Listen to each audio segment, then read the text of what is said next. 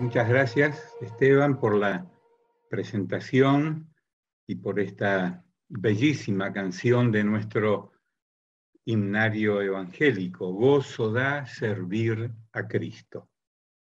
Les agradezco las oraciones, los llamados, todo lo que han hecho a favor mío y estoy en un proceso, todavía me queda una segunda etapa el próximo 19 de octubre. Pero todo va bien si estamos en Cristo. Estar en Cristo determina quiénes somos, cómo actuamos y cómo vivimos. ¿Pudo leer toda la carta a los filipenses esta semana? Bueno, como no los veo a todos, veo solamente a los que están en la galería del Zoom, no sé los que están en el templo, pero los que están en el Zoom, algunos de ustedes pudieron leer la carta de Pablo a los filipenses, puede hacer así con su dedito, bueno, veo varias manos que se levantan, así que les animo a seguir leyendo durante este mes esta hermosísima carta del apóstol Pablo. También los animé para que aprendieran de memoria por lo menos un verso de cada uno de los 4 capítulos y de los 104 versículos que tiene Filipenses. El texto del mes para estas reflexiones está en el 4:4 de los Filipenses y le pido que lo repita conmigo para irlo fijando en la memoria. Filipenses 4:4 es el corazón de nuestras reflexiones durante este mes de octubre. Leamos así, o digamos de memoria: regocijaos en el Señor siempre. Otra vez digo, regocijaos. Regocijaos siempre. Y va a encontrar usted este término, siempre, en varias ocasiones en el contenido de la carta. Por lo menos 5 veces aparece este término siempre. Y es recomendable estudiar el contexto en cada una de las 5 veces que Pablo menciona esta palabra. ¿En qué contexto lo dice? Antes y después de esa palabra, ¿qué es lo que hay? Usted lo puede investigar usando su propia Biblia. En el caso del 4:4, el gozo, el regocijo, debiera ser continuo, decíamos el domingo pasado, en nuestras vidas. No a veces, no cuando los días están soleados únicamente, no únicamente cuando nos va de maravillas, no cuando hay plata en el bolsillo y los otros días que hay menos o no hay nada, pues cambiamos el semblante. Pablo dice siempre, el regocijo y el gozo siempre. Es una actitud que debemos trabajar continuamente en nuestras vidas y en nuestro carácter, especialmente los uruguayos que somos un tanto opacos en la manifestación de manifestar lo que sentimos, lo que pensamos en nuestros sentimientos, siempre gozosos. Hoy, en los minutos que me restan, vamos a ver el contenido en términos generales del capítulo 1 de la carta.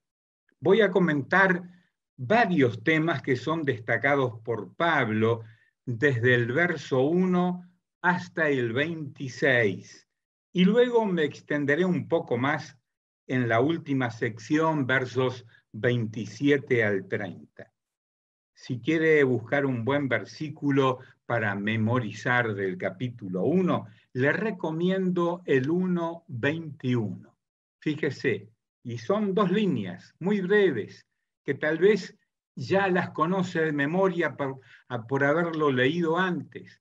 1:21, dice, no es lo que está en la... ahora sí, gracias.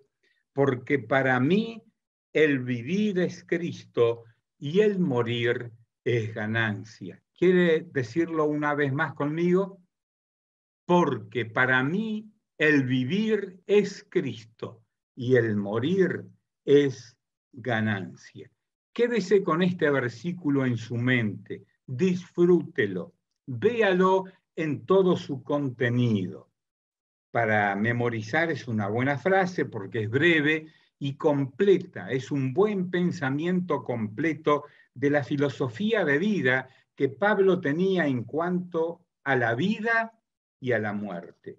Todos tenemos ciertas ideas sobre lo que es vivir y otras ciertas ideas sobre la muerte. Más bien, pensamos más en vivir que en morir, ¿verdad?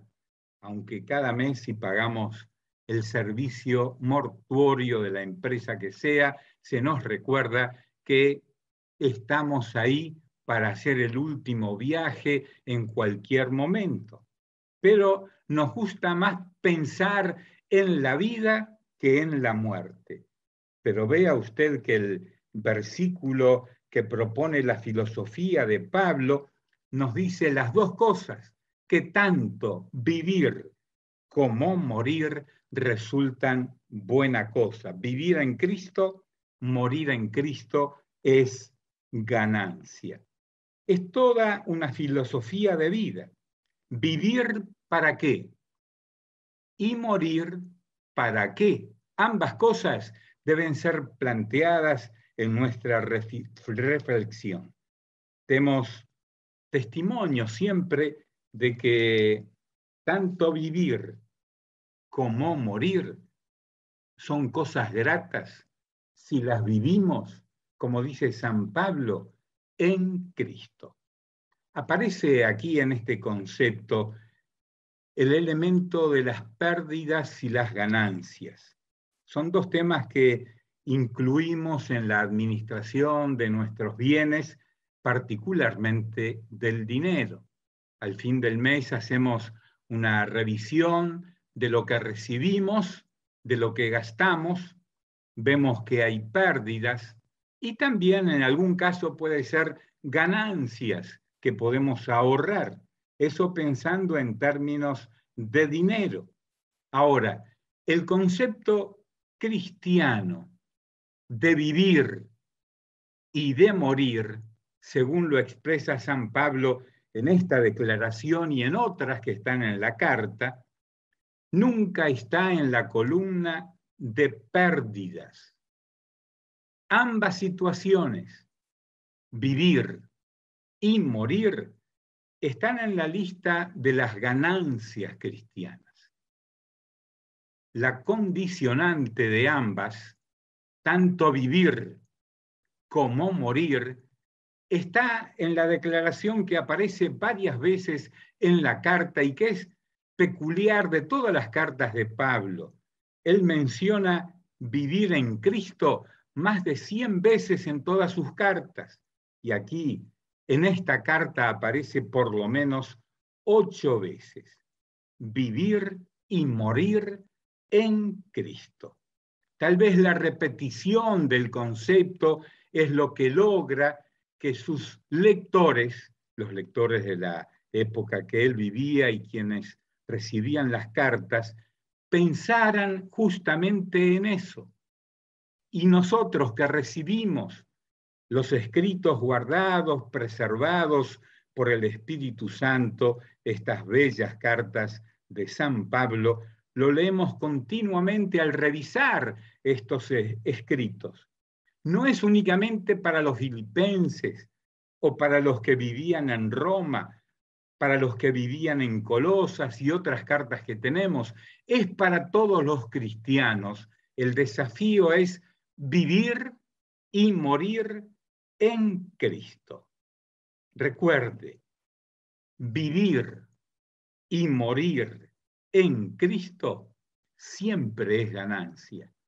Y para usted que enseña Biblia y que predica, sea donde sea por internet o desde algún púlpito, aquí tiene dos buenos temas. ¿Qué significa vivir en Cristo? Y segundo, ¿qué significa morir en Cristo? Puede hacer una buena propuesta para sus estudios personales también. qué significa para mí vivir en Cristo. ¿Y qué significará en el futuro cuando esto ocurra? Que yo me muera viviendo en Cristo. Ahora, veamos, voy a ir muy rápido, veamos algunos temas predominantes del capítulo 1. Primero, los siervos y los santos en Cristo Jesús. No voy a leer los pasajes porque usted tiene su Biblia a mano, así que vaya mirando los versos 1 y 2. En primer lugar, los siervos. Pablo se considera a sí mismo y a Timoteo como siervos de Jesucristo. Note usted una cosa interesante, que Pablo era un prolífico escritor, un hombre que enseñaba, por lo tanto, un excelente maestro. Era un gran expositor público de la fe. Lo vemos predicando en todas las ciudades que visitaba y en las sinagogas, ante reyes. Era un gran expositor de la palabra hablada ante quienes Dios le permitía hablar. Era considerado también un apóstol, y no había muchos en aquella época, y luego que se murió el último, pues ya no hay más. Este título era para quienes habían visto personalmente al Jesucristo resucitado. Ahora, al comienzo mismo de la carta, y fije sus ojos en el verso 1 y 2, él se considera igual que Timoteo, un siervo, siervo de Jesucristo, dice el texto del verso número 1. El término era muy conocido en aquella época. Hoy algunos lo han dignificado demasiado, no es un título que trae honor o nivel de autoridad en el cuerpo de Cristo.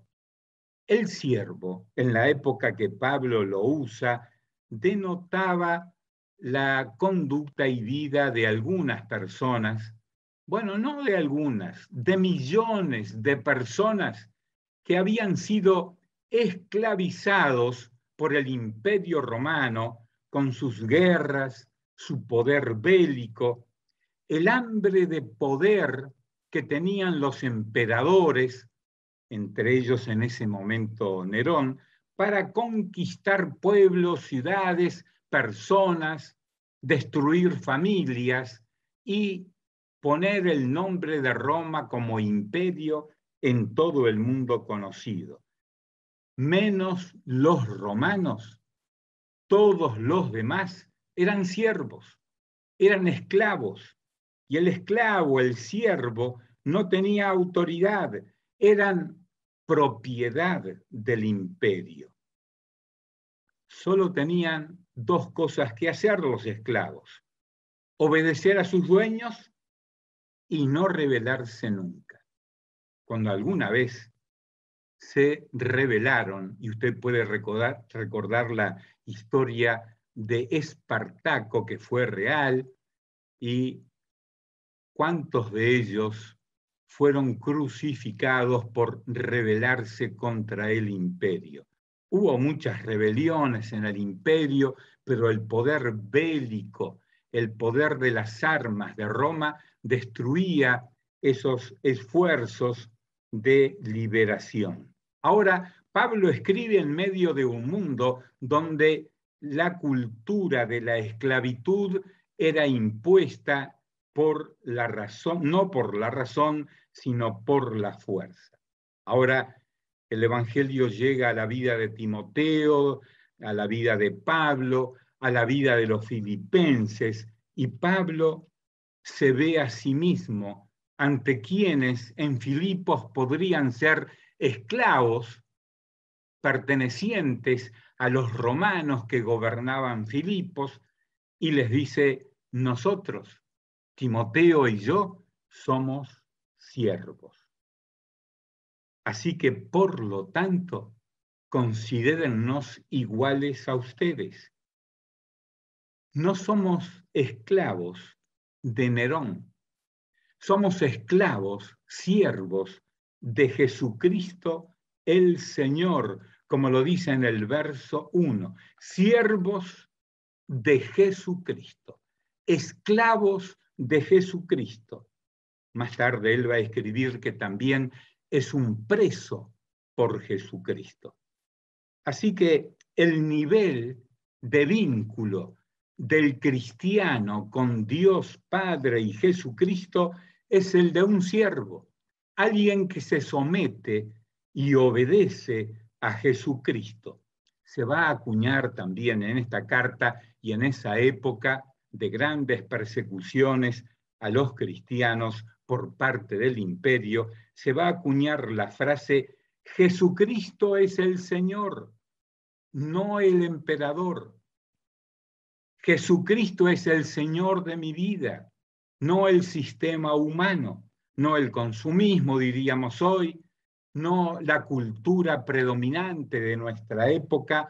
El Señor de la vida de los cristianos, que somos siervos de Jesucristo, el Señor es nuestro Padre Celestial, como dice en la frase número 2, de Dios nuestro Padre y del Señor Jesucristo.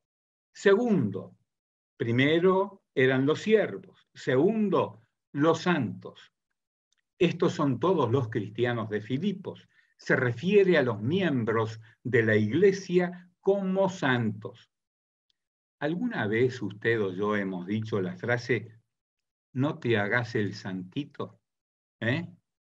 ¿Se lo ha dicho alguien? Cuando alguien puede mostrar cierta conducta de piedad y lo conocemos en su carácter real y sus conductas reales, le decimos, mira, yo te conozco, no te hagas el santito.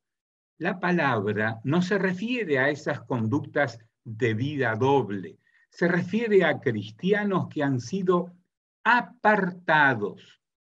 Y santos no son únicamente, como dice el Vaticano en la actualidad, no son los que han hecho algún milagro y están muertos.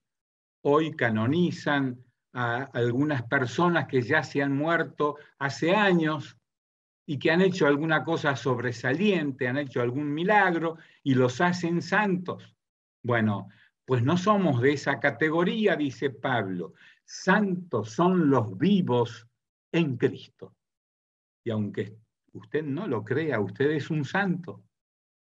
Usted es una santa. No se refiere aquí al carácter y las conductas, sino al hecho de que usted y yo vivimos en Cristo. Él nos hace, nos declara sus hijos, nos pone aparte de todos los demás en la tierra y nos designa como santos, como lo escribe Pablo aquí en esta frase inicial. Y termina con un saludo. La gracia y la paz descuellan en este verso número 2. Gracia y paz. Qué lindo saludo cristiano, ¿verdad? Todos los cristianos con vida son santos que pueden decir a otros santos, deseo para ti que tengas la gracia y la paz de Dios, Padre y del Señor Jesucristo. Yo pasaría el resto del tiempo hablando de los versos que siguen. No los voy a leer también para ahorrar minutos de la exposición. Los versos que siguen del 3 al 11 pues son un canto magnífico a la vida espiritual, a la vida de oración. Observe el verso 3 en su Biblia y vea usted el comienzo de la declaración del verso 3. Doy gracias. Los cristianos son personas agradecidas por todo. Si llueve, si no llueve, si tengo o no tengo, si vivo o si muero. Dar gracias en todo. Dar gracias a Dios por todo lo que estamos viviendo. Este saludo del verso 3 es típico de Pablo también. Gracias a Dios. Usted lo va a encontrar leyendo en todas las cartas de Pablo. Tengo aquí una lista de versículos donde aparece este tipo de reconocimiento en todas las cartas de Pablo. También lo encontramos aquí en la carta a los filipenses. ¿Qué quiere decir Pablo con esta frase inicial de esta sección? Te deseo gracia y paz. Los cristianos no le decimos a otro, deseo que te mueras, deseo que te vaya mal, deseo que no prosperes en tu vida. ¿Cuántos deseos hemos expresado en mala forma hacia personas con las que no simpatizamos? Pablo, mirando a la iglesia de Filipos y a otras iglesias, les dice, te deseo gracia, gracia y paz para ti, y doy gracias a mi Dios siempre que me acuerdo de vosotros. Doy gracias siempre. Propóngase esto para el resto de su peregrinaje terrenal. Dar gracias siempre. Gracias a Dios siempre. Yo sé por experiencia propia que es muy complicado a veces dar gracias a Dios por todos. Recuerdo aquel hermano que en una reunión de oración se puso de pie para orar cuando le tocó y dijo, Señor, te doy gracias por fulano, por mengano, por aquel, por el otro, pero a fulano de tal, Señor, y lo digo bajito que quede entre nosotros aquí, dijo, a fulano de tal, Señor, jodelo bien jodido. Bueno, pues lo dijo en la oración a Dios. Yo pienso que el Señor en los cielos se tapó los oídos y los ángeles se sonrojaron cuando escucharon aquella oración. No fue el primero en orar así, pues Jonás lo hizo frente a la multitud de gente que había en Nínive. Se sentó a mirar cómo el Señor los destruía. Bueno, no es la actitud de los cristianos. La actitud de los que han nacido de nuevos incluye dar gracias a Dios siempre que me acuerdo de vosotros. Y el siempre aquí no es cuando me acuerdo, sino siempre me acuerdo de ustedes. Siempre los recuerdo en oración. Están presentes en cada una de mis oraciones. Y ahora les recuerdo que esta es una actitud importante de incluir en nuestras oraciones. Vea rápidamente en su Biblia los versos 9 hasta el 11. Tampoco los leo. Para eso tenemos Biblias todos, ¿verdad? 9 hasta el 11. Vea usted qué pedía Pablo en oración por los santos en Filipos. Pedía amor abundante, pedía que aprobaran lo mejor, pedía que fueran llenos de frutos de justicia y declaraba que todo eso debía de ser hecho para gloria y honra de Dios, para honra y gloria de Dios. Qué oración esta, ¿verdad? Qué contenido. Y al mirar el resto de esta frase, sí quiero leer el verso 9, véalo conmigo.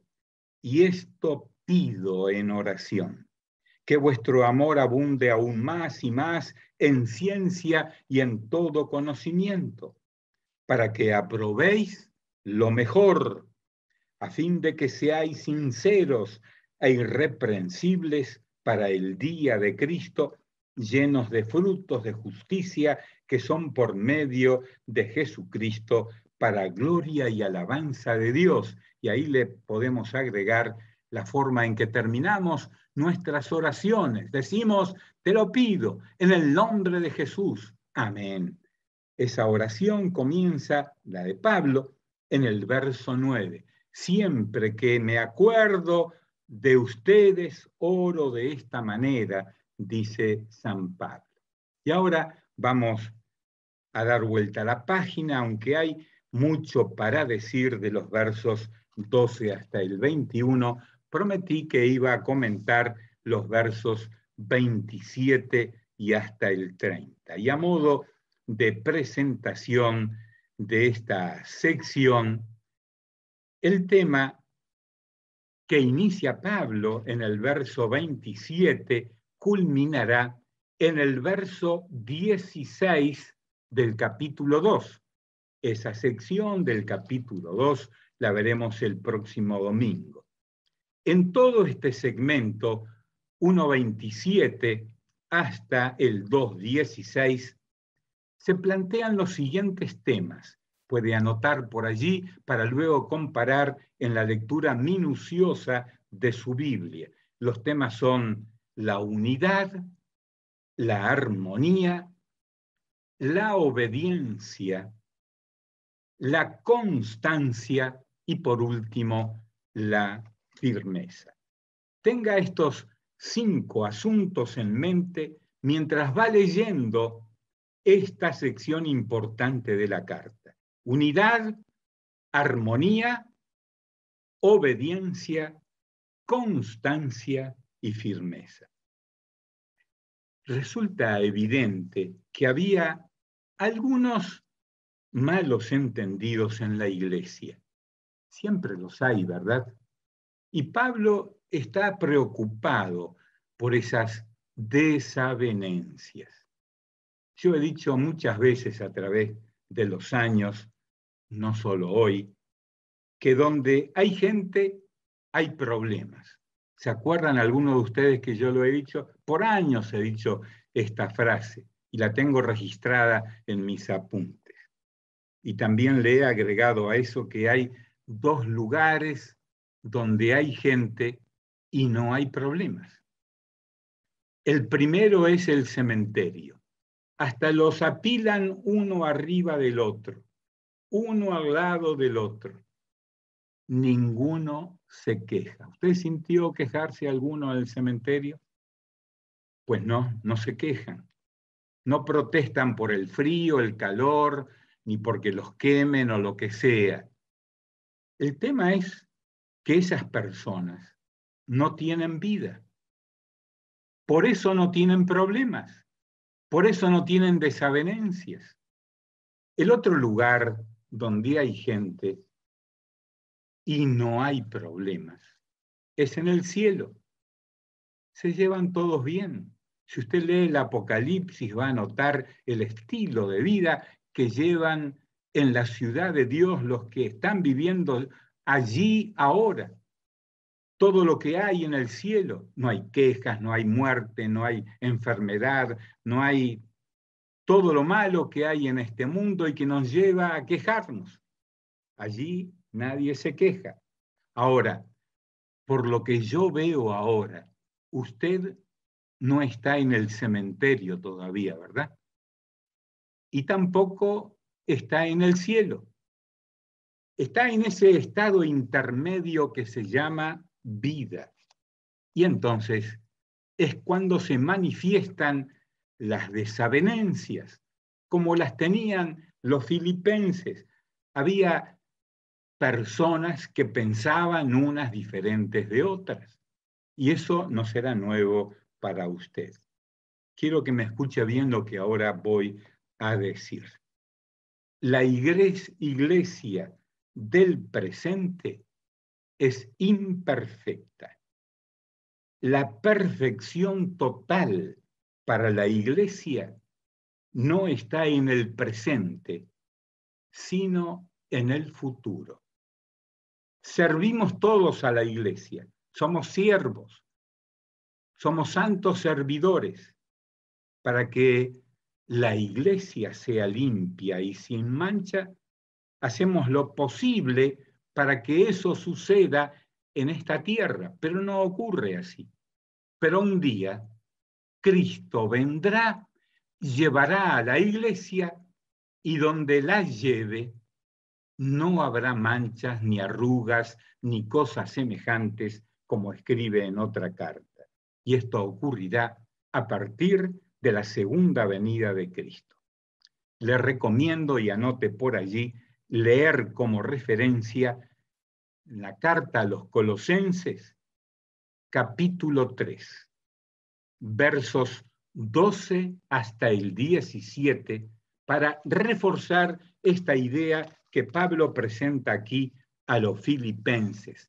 Y ponga atención especial al verso 17. Avancemos un poco más. Voy a hablar 5 minutos más y luego tendremos la cena del Señor.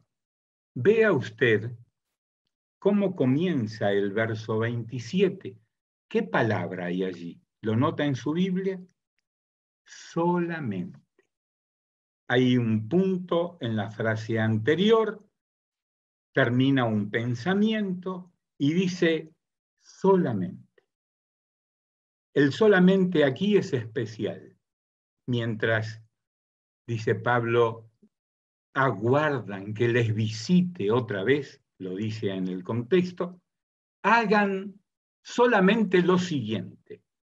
5 cosas que las tiene usted allí adelante en su Biblia. 1, que se comporten como es digno del Evangelio de Cristo. 2, que estén firmes en un mismo espíritu. 3, que combatan unánimes por la fe del Evangelio. Número 4, que no se intimiden por los que se oponen. Y 5, que padezcan por Cristo como le pasaba a Pablo. Note que son deberes cristianos para todos los tiempos, no solo para los filipenses, que estaban pasándola mal por causa de la persecución que había en la ciudad. Y la causa de la persecución era Cristo y el Evangelio. La causa principal de un cristiano no son otras personas. La causa principal es Cristo y el Evangelio. Puede ser que uno mire a una persona que no se comporta adecuadamente, que lleva una conducta desordenada en su vida cristiana, y eso podría escandalizarnos o enfriarnos en la fe. Los malos ejemplos siempre estuvieron presentes en el cuerpo de Cristo, y si no, comience a leer el libro de los Hechos y las cartas de Pablo, y va a encontrar nombres y conductas de personas que no daban buen testimonio, que eran causa de irritación en el cuerpo de Cristo. Pero no es correcto que estemos ansiosos ni nos desesperemos por conductas desordenadas de otras personas.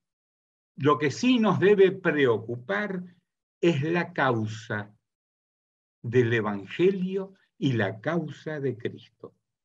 Todas las otras situaciones son humanas y de nuestros vínculos dependen. Nuestro mejor vínculo debe ser con el Evangelio y con Cristo para que el gozo permanezca. La causa principal del combate cristiano que Pablo describe aquí es Cristo y el Evangelio.